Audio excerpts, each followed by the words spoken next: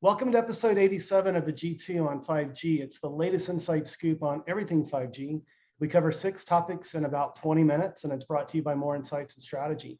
I'm Will Townsend, and joining me again this week is fellow analyst Anshel. And this week we welcome Mike Dano from Light Reading for a special Mobile World Congress Barcelona preview. So let's get started with my first topic. And my topic is around private networking. So the question that I'm kind of asking myself, will this year's Mobile World Congress be the big coming out party for private 5G? And who are the front runners? So Cisco announced very softly, without a lot of details, about a week ago, that they're going to be bringing 5G as a service to market. There will be more details at Mobile World Congress. So I've been pre-briefed, but I can't speak to any of that. It's still under embargo. But both Anshel and I will be at the show, and we'll probably be doing some live tweeting, and we'll be sharing our insights there. But certainly, Cisco's a little bit late to the party. When you look at others, Nokia has been very aggressively embracing it for good reason. They've had some stumbles, but they're beginning to turn that around, as evidenced by recent earnings. So I expect to hear more from Nokia on how they're expanding their leadership and their footprint. Ericsson's been somewhat on the sideline, but now with the Cradlepoint acquisition, I'm expecting to learn about some new developments and how Ericsson is going to leverage Cradlepoint's footprint within the enterprise to expand out what they want to do with private in 5G. And then finally, HPE. They've been pretty much partnered with Celona. Celona is a startup. I've spent some time with Celona. In fact, I've hosted a webinar with them in the past, and I've written about them on Forbes. They have a very unique value proposition. They sort of view 5G as sort of the 5G LAN, and they believe that it can be all-encompassing, including Wi-Fi. I don't really agree with that. Wi-Fi will still have its place, especially in the carpeted areas of enterprises. Where 5G, I think, is really going to be powerful will be on the OT side of things that's traditionally been either unconnected or sort of a hodgepodge of modalities and connectivity. But Mike, would love to get your insights and input and what you think you'll learn at the show. At the show, yeah, no, I'm certainly excited about private networking. I think that's a fascinating topic. And so, yeah, so unfortunately, I'm going to follow all the show news by following you guys on Twitter. I'm looking forward to staying up to date on whatever you guys are seeing at that show, because I'm based here in the US in Denver, so I will not be attending Mobile World Congress this year, which is very sad. I wish that I were going. It's corporate policy that the European-based folks, we have a whole crew in London, and they'll be attending the Mobile World Congress show for Light Reading, but unfortunately, I won't be there this year. I will definitely be there next year. I'm going to some of the other shows here in the US for the spring season, but unfortunately, I won't be there. But I will be keeping a close eye on the proceedings from afar, watching your guys' Twitter and everything. And there's a couple of big themes that I'm looking out for at MWC in Barcelona. And I think the main one for me right now is definitely the emergence of the importance and the emergence of cloud in the cloud networking. We saw, I think, a little hint of this at the MWC show in LA at the end of last year, which I was able to attend. And let me tell you, Google and Microsoft, and especially Amazon, were out in force at that show. Yeah. So I'm thinking that's probably a dry run for what's going to go down in Barcelona. I think that the big hyperscalers are just going to crash into Mobile World Congress like a wrecking ball. So I really do think that is one of the big trends in the industry right now. Is these cloud companies are just they're just rolling in cash, and have all virtually at the same time decided to invest in telecom in a big way. And here comes this big international show. I think that they're going to have a huge smash. I agree. And a proof point, the AT&T announcement with Azure moving its 5G core, as well as some intellectual property and some human resource assets over to Azure as well. So I agree, cloud should be really, really big. Anshel, what do you think? I think that we're in an interesting place because standalone isn't mature enough yet, and it can't a lot of the new use cases for 5G for consumer can't really scale without standalone. And I think private is a way to deploy some of the potential opportunities that exist in a way that gets done more quickly and maybe in a less public manner. So I think it helps get some companies onto 5G and utilizing some of the technologies sooner. And it also does it in a way that allows companies to feel like they aren't sharing the same infrastructure with everyone else. So I think private 5G, it's kind of an inevitability at this point, and everything that we've seen so far has been very promising. In addition to that, the hyperscalers are absolutely eating everything. And I think if you look at the future of computing, there is a need to have edge compute, whether it's the mobile edge compute or if it's, maybe a little bit further down the pipe, closer to the cloud core. I think it really depends on the application. But overall, it's just, these CSPs and hyperscalers are really taking things over. And I think that's a missed opportunity for the carriers. But realistically, I don't think the carriers or their investors were ever willing to put in the hardware and software investment to offer a competitive solution to what the CSPs are doing today. I'm glad you touched on mobile edge computing, because there have been obvious investments by the hyperscalers, AWS and Azure. I've spoken to the power of MEC in supercharging 5G use cases. To your point, Anshel, it's going to be based on use case and that sort of thing. So these will all be themes that I think that are going to be pretty evident and highlighted at Mobile World Congress. But let's move to your first topic this week. And it's not really a Mobile World Congress preview, but you always like to bring a little sensationalism to the podcast. You want to talk about Ericsson and some news that broke this week that's a little disturbing, right? Yeah, so I did not catch this news as it happened, but it did happen yesterday. And basically, Ericsson was accused of and then admitted to making payments to the Iraqi arm of ISIS. And this is after they had already dealt with other improper payments in Vietnam in a previous investigation. So this is kind of a big problem for Ericsson, to the point where their stock dropped 10%, taking off $4 billion of its market cap, which is a pretty big deal. Yeah. But the reason why they said that they didn't admit to those transactions earlier between 2011 and 2019 was because they didn't meet Ericsson's materiality threshold. This is according to Reuters, so I'm not reading a editorialized opinion. This is, Reuters is just giving the facts, and it will likely end up in a DOJ probe, and it doesn't really look good. But apparently there was like a journalistic investigation that forced Ericsson to comment on it, and we'll see what happens for it. But generally, these things don't look good for a company the size of Ericsson that has a reputation of working with the U.S. government and U.S. agencies. Yeah. And I think they're going to have a very hard time coming back from this. But they are one of the world's leading suppliers. And they were fined that $1 billion for the Vietnam bribery situation. So I'm sure they're going to have to deal with this as well. And, people are probably going to forget about it eventually. But I'm sure their competitors like Nokia and Samsung are probably going to, make a big point of this whenever they have any kind of negotiations with Ericsson's customers. So it's unfortunate, and it's honestly quite shocking. I wasn't expecting to hear that or see that. But everybody has to be held accountable.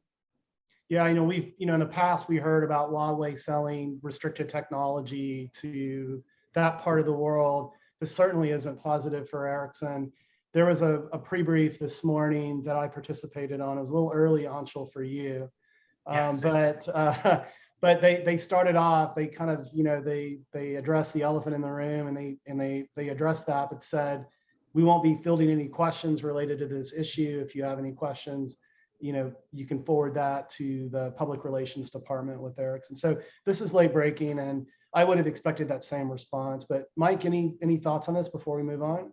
I mean, yeah, this, I'll say I'm not really surprised. I know that there have been previous investigations into other companies. And I know that, that was one of the reasons why Huawei, the US government moved against Huawei, was one of the many reasons was its work with Iran.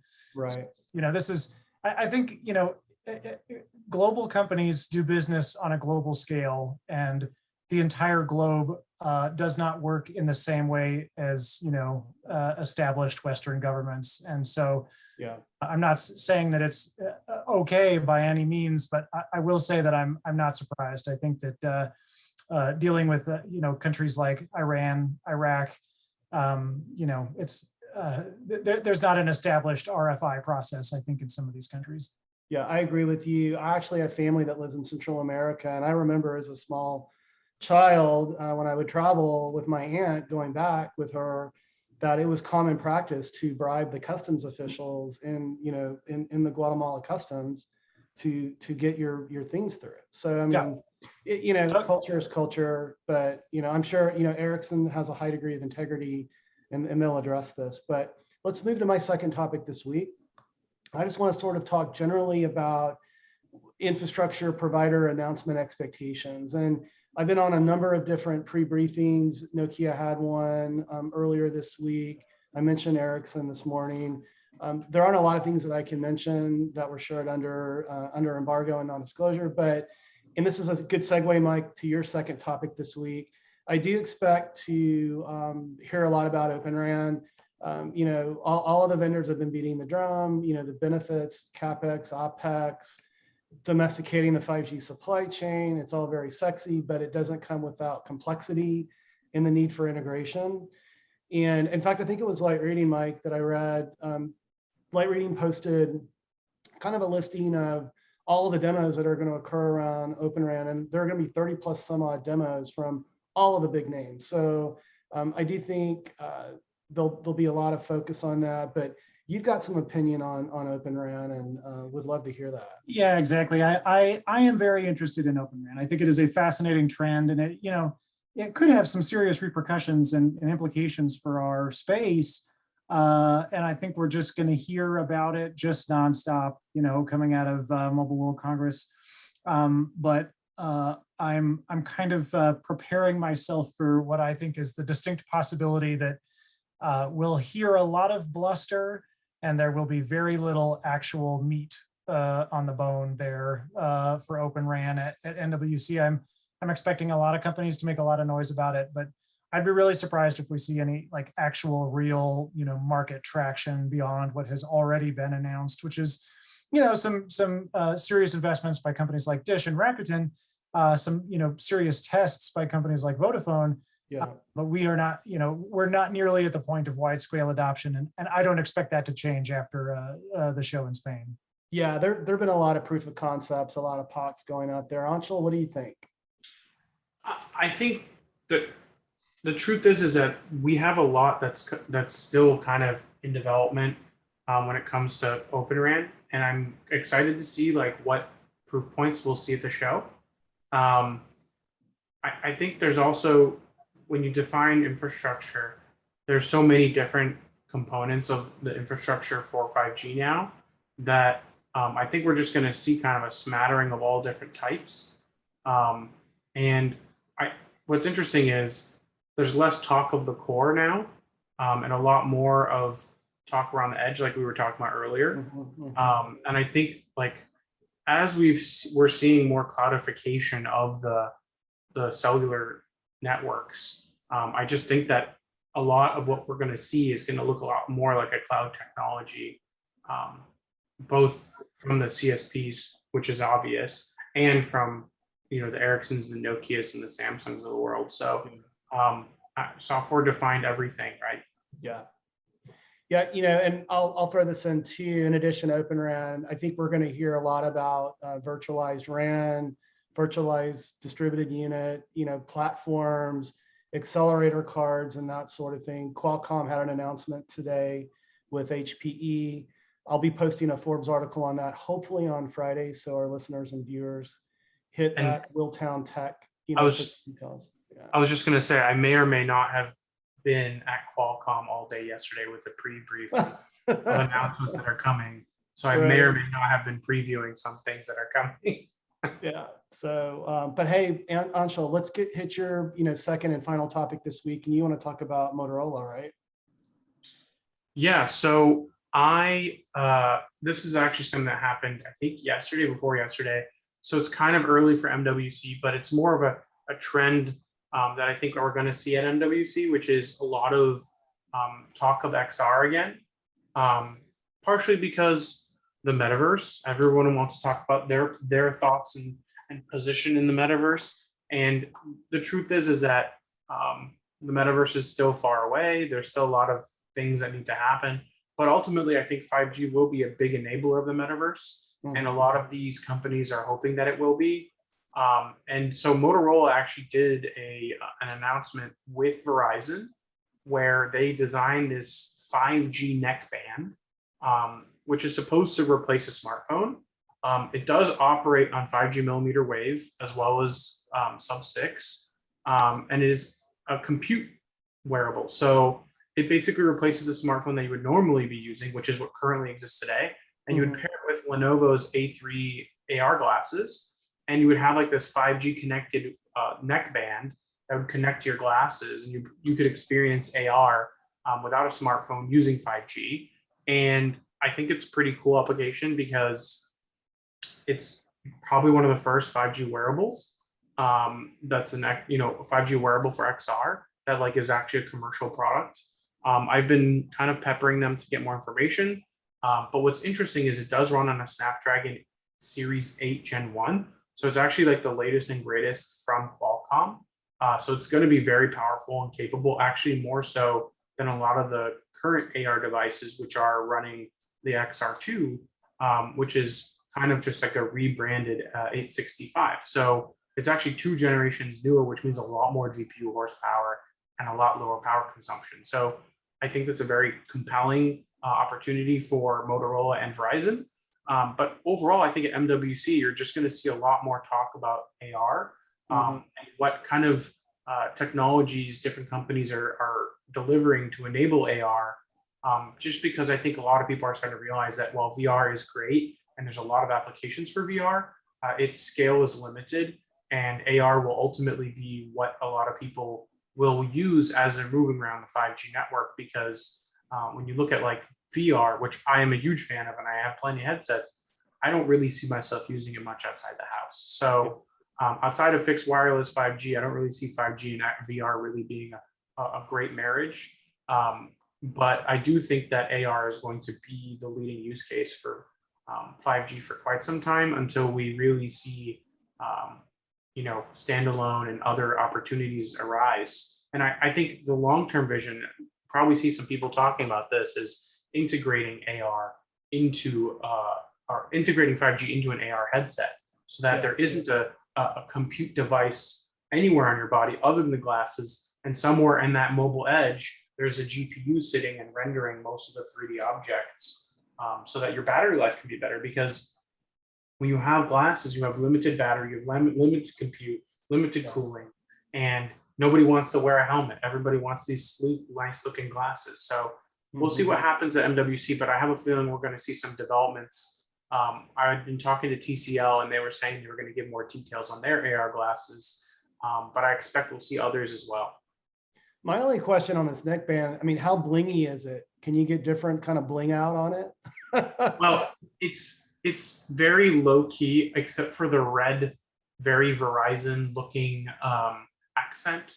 But overall, it's pretty low key. I don't think you would really notice it. And if somebody wore like a sweatshirt over it, you probably wouldn't even know they weren't using it. So I think it's interesting. I definitely want to get my hands on one because I have the glasses for it already. Yeah. Hey, Mike, before we close, any thoughts on what Anshel was talking about with AR and VR and 5G? Oh yeah, I mean, I'm very interested to watch this whole thing. I'm glad, at Light Reading, I don't cover devices very carefully, so I'm very happy to follow you guys and see what you're excited about. I get a lot of information out of that. But I think, in general, I would agree that 5 to 7 years down the road, I'm a firm believer that augmented reality eyeglasses and virtual reality headsets will be pretty commonplace on the way to being mass market. Yeah. I would not be surprised at all. And I'll tell you that my son is 15. He likes computer games, and he just finished saving up $300 of his own money, Oculus. Wow. And so he's got it, and he's been shooting zombies and chasing gorillas and crazy stuff. And it's awesome. I got to play with it, and I mean that is the future. I'm not sure what the shape will be. I'm not sure how it'll be, how I'll put it on my body, but I'm pretty convinced that in the medium to long term, that's where we're headed. Yeah, I agree. Hey, Mike, we appreciate having you on the podcast this week. Great insights. Thank you so much for having me. I really appreciate it. Yeah, Anshel, you want to take us home? Long-time listener, first-time caller. So thanks again. Absolutely. We hope our viewers and listeners found this week's topics interesting. If anyone out there would like to provide insights on a specific 5G topic for a future podcast, please reach out to us on social media. Will is at Willtown Tech, I'm at Anshel Sog, and Mike is at Mike Dano. We hope you guys have a great weekend, and please tune in again next week.